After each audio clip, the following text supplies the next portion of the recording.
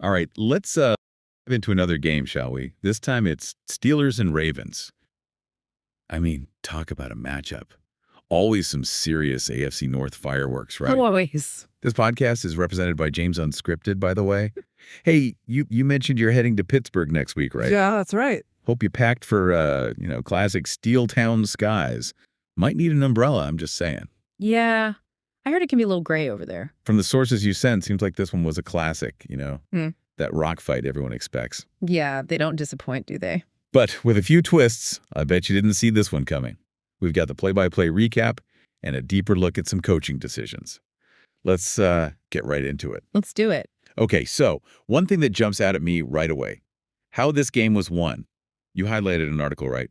Questioning if Justin Tucker's losing his edge. Yeah, exactly. This game, I mean, it kind of adds fuel to that fire, wouldn't you say? Definitely. Especially those two missed field goals early on. I mean, from Justin Tucker, that's almost unheard of. It really is. Especially against the Steelers, right? Who usually, rely on that defense to keep things close. Right, exactly. But on the other side, you've got Boswell having a perfect day, 6 field goals, 2 over 50 yards. I mean, come on. It was impressive. Is this a sign of things to come for both kickers, you think? Or just one of those weird games? It's tough to say this early in the season. Worth keeping an eye on, though, that's for sure. But to your point, this kind of reliance on field goals, it does make you think, right? Yeah. Both offenses really struggled to get into the end zone. Yeah, I was thinking that too. One of the sources used this phrase bruised stupor to describe the game. Not exactly a shootout, huh? No, not at all. They called it clinch and punch, too. Just a real battle of attrition. Right. Sounds like a classic defensive slugfest. The source material mentions Derrick Henry, though. Seems like he was just pounding the rock for the Ravens. Yeah, he was their workhorse for sure. So just wearing down that Steelers defense. How did that compare to the Steelers' rushing attack? Were they trying to do the same thing? They took a different approach, I think. Much more balanced. They were spreading the carries between Najee Harris and Jalen Warren. Ah, okay, so not just trying to overpower them. Right. And Najee actually picked up a crucial first down late in the game, helped seal the win for Pittsburgh. Smart play calling, I'd say. They knew they couldn't win a straight-up power struggle. Yeah, definitely playing to their strengths. So both offenses, grinding it out, kicking field goals. What was going on with the quarterbacks? This is what I really want to know. Yeah, the quarterbacks. Interesting story there. The recap mentioned Russell Wilson almost pulling off this crazy comeback. He said he was looking like, quote, the Russell Wilson of old. But then wham, that interception to end the game. What happened there? Well, the second source really emphasizes the pressure Wilson was facing all game. Ravens sacked him 4 times. Yeah, 4 times. Yeah, that'll mess up your rhythm. It does. Yeah. And even the best quarterbacks in the world, they get rattled under that kind of pressure. Decision-making, accuracy, everything takes a hit. So it's not necessarily that Wilson is declining, Yeah. but more that. More that he just wasn't given enough time to operate. Yeah, badly. got to protect him better, right? The offensive line is huge E. Seriously, a quarterback's success is so dependent on those guys. If they're not giving him time, forget about it. The whole game plan falls apart. Okay, so that makes this next part even more interesting. The Steelers, they pull out this trick we haven't seen before, right? The Justin Fields package. I'm really curious about this. The article made it sound like, oh, kind of revolutionary. Yeah, it definitely raised a few eyebrows around the league. So what exactly is this package? I mean, I know Fields is the backup, but... So the Steelers used him in very specific situations. Short yardage, goal line, those high-pressure moments. They ran QB power, QB RB option plays, stuff like that. Taking advantage of his mobility. Exactly. Utilizing his athleticism. It's a completely different look than what you get with Russell Wilson. So are they basically tailoring their plays to the strengths of 2 different quarterbacks? Precisely. It's almost like having 2 separate offenses. And the source mentions this can be super effective against defenses that rely on blitzing, like the Ravens do. So bringing in Fields adds this element of surprise. Exactly. Makes them unpredictable, harder to defend. You don't know what's coming next. And it sounds like it worked. The source highlighted how this package was key to the Steelers getting the win. Yeah, they were really highlighting that in the article, how effective that package was. And it made me think about how offensive schemes are evolving. The Steelers game is a perfect example, right? Totally. But I got to go back to the quarterbacks for a sec. The sources, they really seem to emphasize the pressure on Russell Wilson. I mean, sacked 4 times. That's rough. It is. And that second source, it really highlights how much the Ravens' pass rush affected Wilson. I mean, think about it. Even the best quarterbacks, you put that kind of pressure on them, it's going to rattle them. Yeah, makes sense. So it's not like Wilson's suddenly washed up, right? No, not at all. It's Yeah. just that he needs time. Time to do his thing? Exactly. And that's where the offensive line comes in. Huge responsibility on those guys. If they can't protect him, the whole offense crumbles. It's like, I don't know, a house of cards or something. Everything falls apart. And that's what makes this whole Justin Fields thing even more fascinating to me. It's almost like the Steelers are saying, okay, we know Wilson might struggle against a tough pass rush, so... So let's bring in Fields to change things up. Exactly. A totally different dimension to their attack. Like a counterpunch. That's a perfect way to put it. It's like you've got Wilson trying to dissect the defense with his arm, and then bam, here comes Fields to exploit those weaknesses on the ground. And that's going to make the defense think twice. Right.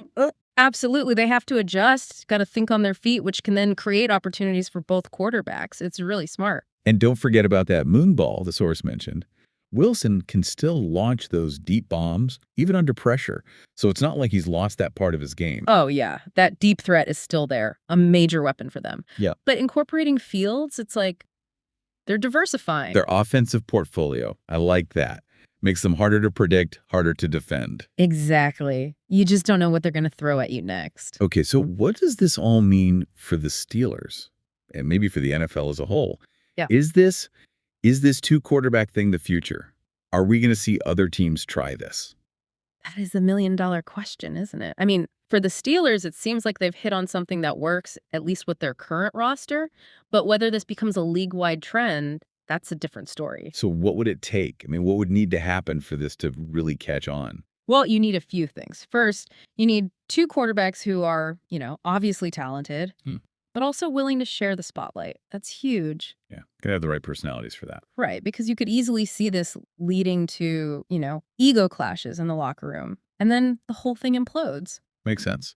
And then you need a coaching staff that can handle this, right? Creative enough to actually design an offense around two different quarterbacks. Oh, absolutely. It's more than just having two good quarterbacks. It's having two quarterbacks whose skills complement each other, and then a coaching staff that can maximize those strengths, put it all together. So it's like saying, hey, you don't need to be Superman. Right? You just need to be really good at one or two things, and we'll find someone else to cover the rest. Yeah, it's a totally different way of thinking about quarterbacks, a real departure from the traditional franchise quarterback model. But hey, maybe it's the future. If it works, if teams start winning this way, who knows? We've only seen it for one game, though, right? That's true. Got to see if the Steelers can keep this up against other teams, and if other teams start copying them. Is this a one-game wonder? Or a sign of things to come? It's too early to tell, for sure. But it's definitely got people talking, that's for sure. And it's a good reminder that the NFL is always evolving. Innovation can come from anywhere. So, a lot to think about here. We started with missed field goals, a tough defensive game, and now we're talking about the future of the quarterback position. And that's what makes these deep dives so fun, right? We're not just recapping the game. We're looking at the bigger picture, the trends, the forces that are shaping the NFL. For our listeners, what do you think? Could this be the start of a new era? An era of the quarterback tandem? Hit us up on social media. Let us know your thoughts. This is the conversation we need to have. It makes you wonder, right? Are we seeing like a fundamental shift how teams think about the quarterback position? I mean, maybe this is it, right? The end of the superstar quarterback. It's a really interesting idea. Like, what if the league shifted towards, specialized quarterbacks? Instead of trying to find that one guy who could do it all. Yeah, exactly. Like Right. building a team around specific quarterback skill sets, like putting together a puzzle, Yeah. Find the right pieces to complete the picture. I like that, the offensive puzzle. And for you listening, think about it, right? What does this mean for your team? Yeah, think about your quarterback. What do they excel at? And could they, benefit from having a partner, someone who brings something different to the table? It's like Batman and Robin. Yeah, sort of. Okay, maybe not exactly, but you get the idea. And you know what's really cool about this? It could actually make the league more competitive. How so? Teams that can't afford a top-tier quarterback, maybe they could find success this way, right? Yeah. By strategically pairing two guys. Yeah, that's a really good point. It could definitely level the playing field in a way. And think about what this does to the draft. Suddenly, teams are looking for different things. Not just the franchise quarterback anymore. Maybe you're drafting a guy because he's got a cannon for an arm.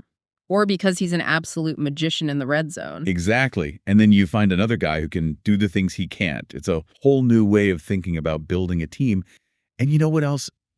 This is going to change coaching too, right? Oh, absolutely. I mean, are we going to start seeing like offensive coordinators who specialize in 2 quarterback systems? That would be wild. It'd be like a whole new level of coaching, wouldn't it? Designing plays for 2 different guys.